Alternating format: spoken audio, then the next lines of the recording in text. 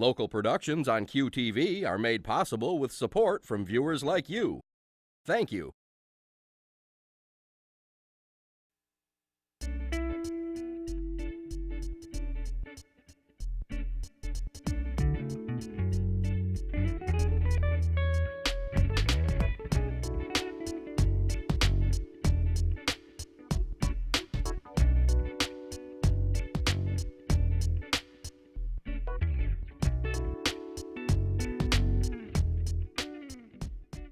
Hello everyone, I'm Junia Doan. This is Uncommon Sense.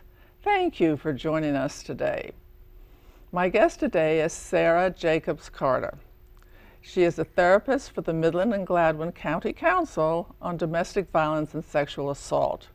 Sara has earned her master's degree in marriage and family therapy from Arizona State University. She did her undergraduate study at Central Michigan University. Sara is also the council director for the Girls on the Run program for Midland and Gladwin counties. Welcome, Sara. Thank you for having me. So tell me, what is Girls on the Run? Girls on the Run is a program for girls in 3rd through 5th grades, and it is an experience-based program that creatively integrates running, and we try to inspire girls to be joyful, healthy, and confident in their everyday life and kind of give them a boost of self-esteem before they hit middle school. How do you inspire? Oh my goodness. By celebrating each girl's unique strengths and characteristics. We also focus a lot on the concept of beauty because it is kind of skewed in this country as far as I'm concerned, and the program believes that the focus on someone's outward appearance isn't as important as who they are as a person and how they live their lives and how they give back to other people and celebrate themselves. So that's what we try to do. How would you do that precisely? Well, our program is a 10 to 12 week program. The curriculum is research-based, so we've looked at how girls feel about themselves when they interact in sports. We look at how girls interact with each other, and so we incorporate general life skills and character building lessons in the sessions that use running and physical activity to kind of bring those lessons home. So for example, we talk about taking care of yourself and getting enough sleep and eating well. And so one of our lessons on nutrition, the girls write down things over the course of the week that they have eaten, and then they take those little slips of papers and they run a relay race. And so they're split into 2 teams, and they do a relay race down to a set of envelopes that have the food groups on it. So they have to decide their piece of ham and pineapple pepperoni. Are they going to put it in grains? Are they going to put it in proteins? Are they going to put it in fruits and vegetables? And so they have to figure it out, and then they go back and the next girl goes. And then at the end of that, after everybody has put their slips, their food items in an envelope, the coach goes through and they process through with the girls. So this slice of ham and pineapple pepperoni or pizza made it into the protein group, but what else could it have gone into? And so it really encourages the girls to process through again what happens. And so using fun games and using kind of a teamwork environment and celebrating every little girl for who she is as a person and her strengths, and recognizing that we all have differences and that everybody is beautiful in and of herself just how she is. We just kind of make a real positive, fun atmosphere for the girls to learn these lessons. What's an example of celebrating a strength in a well, because it's a running program, the kind of a feel is often that it is very competitive, and Girls on the Run is non-competitive. So we're going to celebrate the girl who comes in 4th or 5th or 6th as much as we're going to celebrate the girl who crosses the finish line first. We just meet every little girl where she is and try to make her feel like she's fantastic the way that she is, but that she can reach out and grab her dreams and boldly pursue those dreams no matter what the dreams are. So How do you counter the beauty aspect, where every advertisement, every article is all about superficial looks? Exactly. The ones that try to help women get rid of their laugh lines are the ones that just upset me the most, because laugh lines are good. Like, it means that you've lived a happy, fun life. So what we do is that we have a lesson where I provide advertisements for the coaches and the girls to look at, and we do a critical thinking worksheet. So we talk about, what is this product? What are they trying to sell? How are they doing it? Do you think that, that being young and white and blonde and perfectly coiffed, that those are the only kinds of people that can wear perfume? No. Does perfume have anything to do with the way you look? No, it has to do with the way that you smell. And like that kind of, this is a toaster. Why is this person naked in this advertisement? It's a toaster. Like, do you make toast when you're bare naked? No, you have clothes on. You have your pajamas on. And so it's just kind of paying attention to what's going on in the advertisement. The fact that most of the advertisements are going to have young white women. Where are the black girls? Where are the Asian girls? Where are the Latinas? And trying to celebrate all of those people, and just being very conscious about what it is that they're actually trying to sell. They're trying to make you feel like you need this product, and that you won't be pretty enough, or you won't be smart enough, or you won't be good enough unless you have it, which is a bunch of bunk. And we want to make sure the girls know that very early on. How do you handle weight? It seems to me everybody is looking to have a different figure than they have. Yeah, and that's something that we've, there's lots of research out there, and girls as young as 8 and 9 years old are trying to diet, and that is ridiculous. We want girls to be happy, and we want them to be healthy, and being healthy is taking care of all parts of yourself. And so, we don't discourage girls from treating themselves nicely and having treats every once in a while, but it's about moderation and balance, and being active. And if you're active, then you don't have to worry quite so much about having the occasional treat. But like I said, with the food pyramid, we want to talk about getting all of those nutrients and eating a rainbow's worth of food, and being active and having fun. Being physically active is how we kind of focus on that. There are a bazillion women, and there are 15 that look like supermodels. Like, not everybody makes their living by the way they look, and some people can, and that's fine for them, but that has other negative consequences for their lives as well. So we want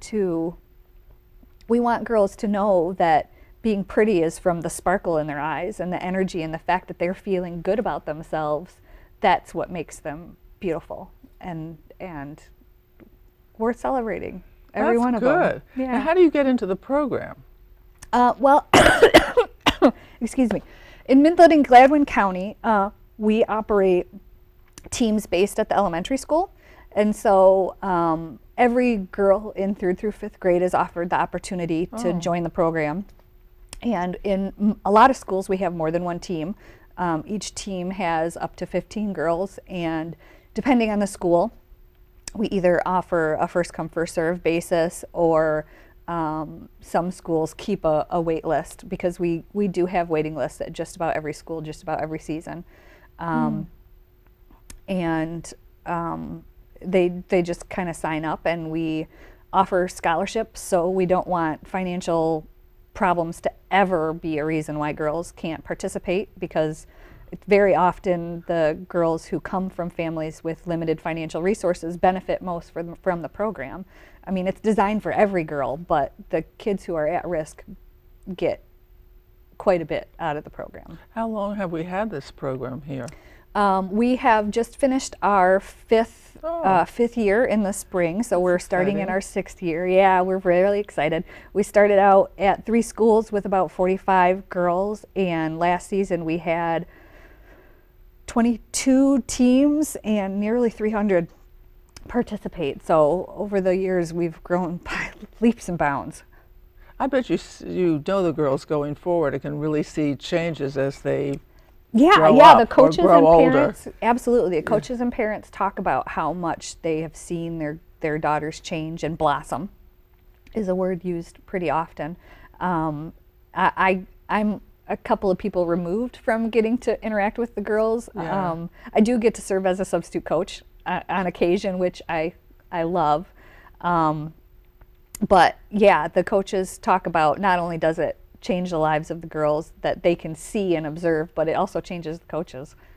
Now, do you do therapy one-on-one or one-on, when you say family? What all is involved in your work when you're not doing Girls on the Run supervision? Yeah, when I do therapy at Shelter House, the Council on Domestic Violence and Sexual Assault, I usually see kids one-on-one, but anytime that you work with a child, you work with the family. And so I get the kids for 1 hour a week, but their parents have them more than anybody. So the parents are really the people who are most able to influence their girls in the healing process, whether it's kind of recovering from witnessing domestic violence or being a victim of some physical or verbal abuse in a violent household, or whether they're recovering from a sexual abuse situation. The healing needs to be a part of all of their life and not just the hour that they spend with me. What do you teach to to do or say to help their child heal? The biggest thing is to just be available for the child, to kind of follow the child's lead for the most part. What we have found and what research in the field bears out is that the kids who kind of bounce back most successfully from a traumatic experience have parents that were calm and were able to hear their experience, were able to empathize, believed the child when they said something bad was going down. Although most kids' experiences are discovered kind of by accident, not very many disclose to a parent or teacher. It's usually they're disclosing to a friend and it's kind of overheard, or we kind of find out by accident that something has happened. What is the role of taking action in a situation like this? A parent. The parent taking action? First of all, not allowing the perpetrator to have access to their child anymore. That would be the first response, whether it's a sibling or a step sibling or a step parent or a teacher or a coach, or whomever the alleged abuser is, that just not giving that person access to their child anymore, making their child feel safe, making them feel believed, making sure that the child knows that he or she can talk to the parent about anything, which can be very difficult for parents because obviously they have all sorts of strong emotions about what happened as well. But again, the more that the parent is able to keep it together and to focus on what's best for the child, the better the child recovers. So that's why we have all sorts of services for parents as well as for the kids. So we have support groups and we have counseling available for parents. And because we're the organization that we are, all of our services at Shelter House are free to victims of domestic violence or sexual violence. And so not only can the child who's been victimized get counseling, but siblings, parents, anybody who's in the child's life is also eligible for free services. What interested you in going into this field? Oh my goodness. In all honesty, I did not set out to work with this population. But my very first professional job was at the Women's Aid Service in Mount Pleasant while I was still at Central, and kind of came back full circle to Shelter House. I just kind of fell into it, I guess. But it's a population that if you don't get services and if you kind of carry this trauma, whether it's sexual abuse or whether it's domestic violence, with you without kind of processing through, it affects so much of your life. I mean, it affects your relationships, and you may not be able to recognize what a healthy relationship. Absolutely. Fear. Depression, fear. The PTSD is tossed around a lot, but think about walking. Post-traumatic stress Yes. syndrome. Yeah. Sorry. I mean, if you think about walking down the street and truly being afraid or having to be wary of every person that you meet, is this person going to try to hurt me?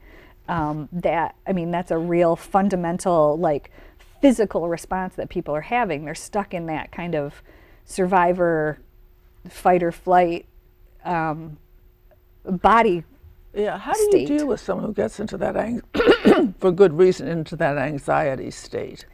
Well, we, again, try to help them get out of where their body is in control and help them have their mind come back into control.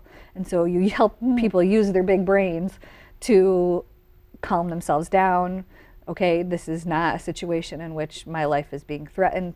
I am safe now, and helping them engage, come back into a different state of being.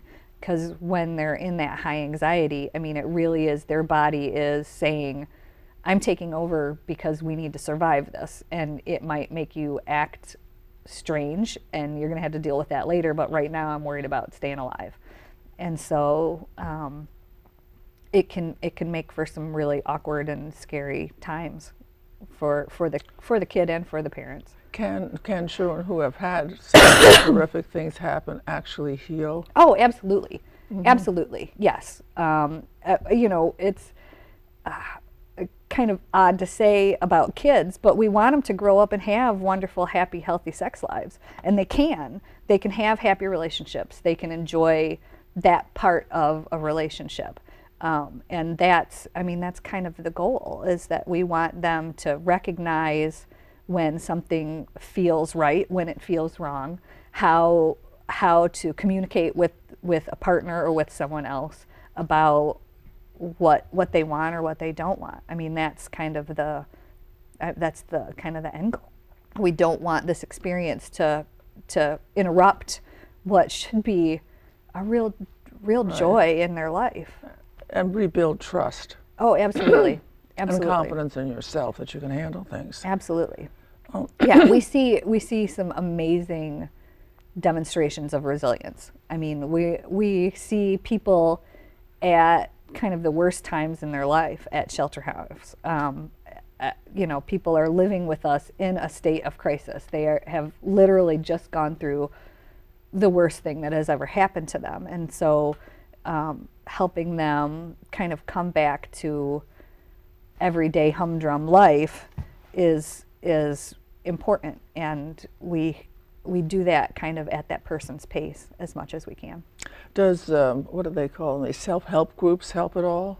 Yeah, I think support groups help a lot for kids to know that they're not the only person that this has ever happened to, because it can be really isolating. And usually the perpetrators try to make, it's most of the time it's not a violent,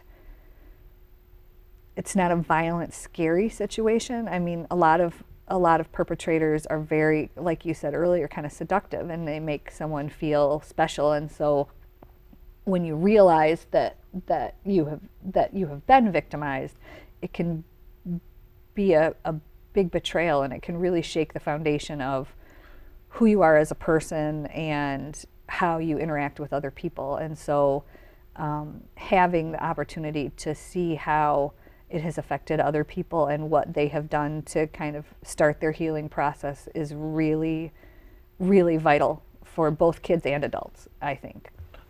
How do you maintain a buffer? What am I trying to say?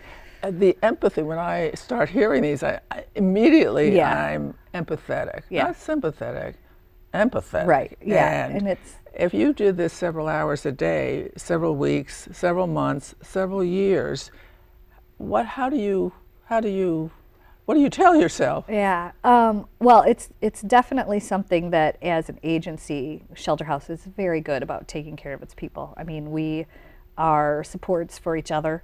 And we have supervision on a regular basis when you're doing therapy or when you're advocating for our clients. And so you have to take care of yourself. And people do that in a number of different ways.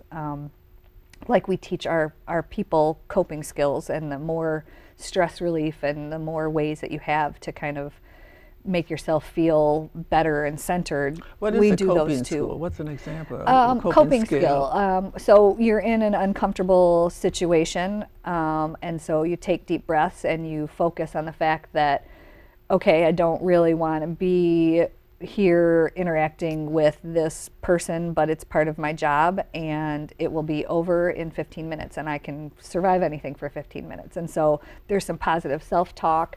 There would be standing up for yourself if that person is trying to take advantage of you. So, being able to say no, I think, especially as women in this culture, we're expected to do so much. Yeah.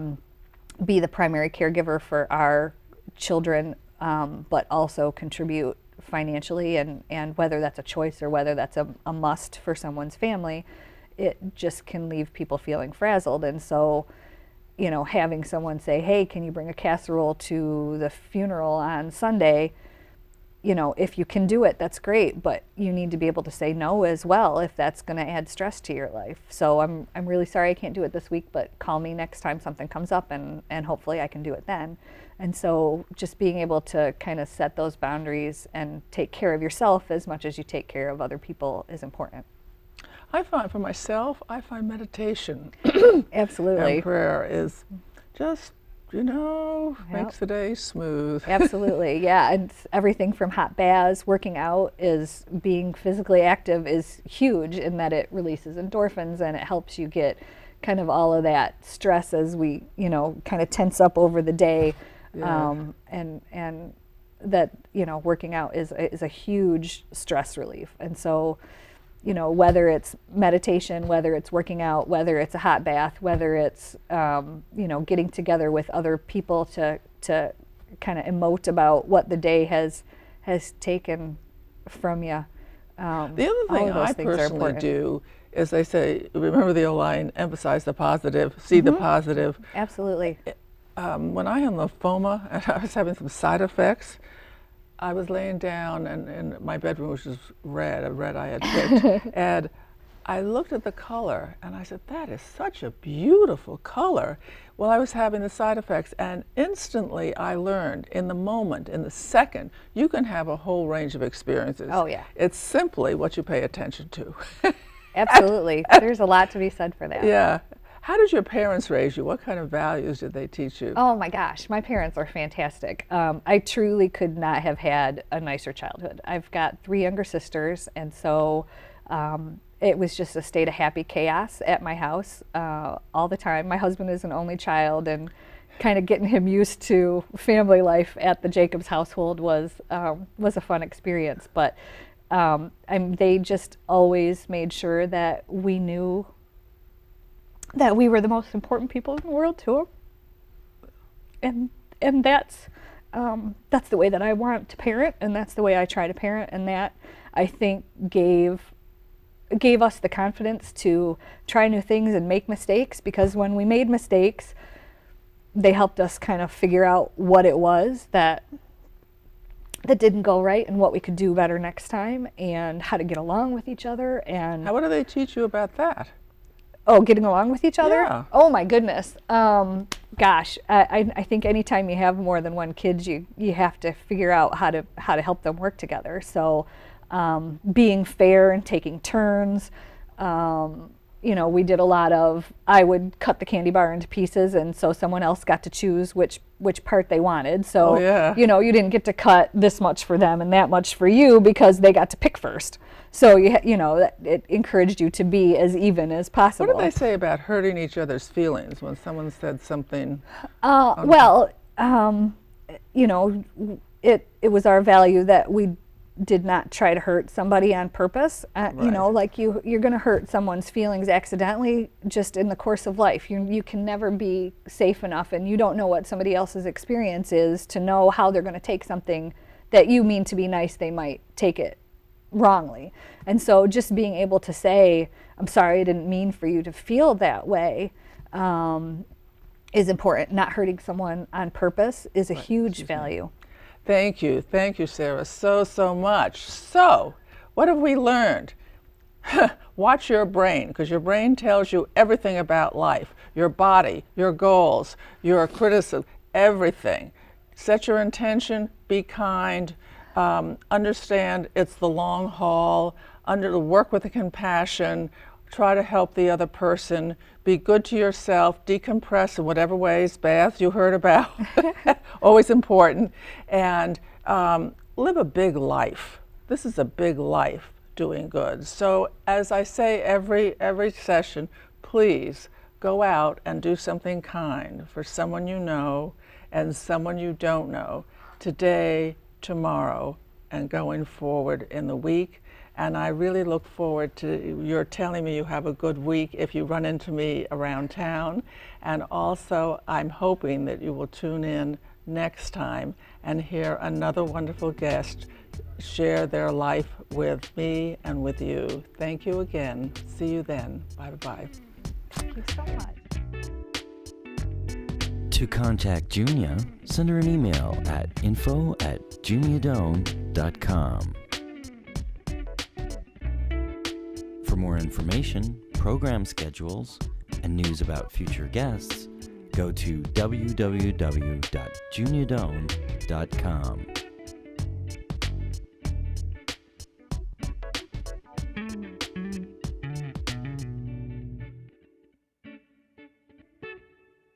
Thanks for joining us. See you next time for Uncommon Sense with Junia Doan.